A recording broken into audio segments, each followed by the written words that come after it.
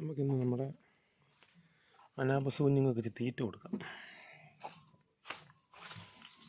ഈ മീൻപെട്ടിക്കകത്താണ് അവിടെ വളർത്തുന്നത്.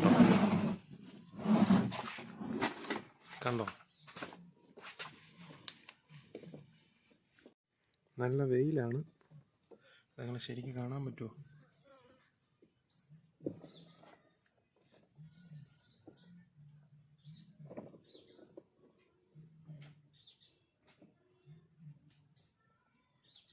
നമുക്ക് ചോറ് കൊടുക്കാം.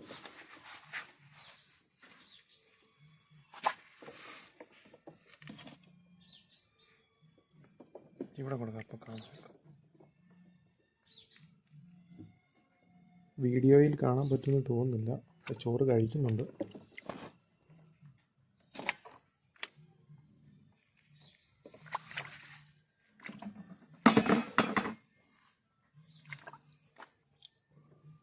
ഇപ്പം ആ സൗണ്ട് കേട്ടില്ല. അത് വേറൊന്നുമല്ല, ചോറ് കൊണ്ടുവന്ന പാത്രം അതോടുകൂടി താഴെ പോയത്.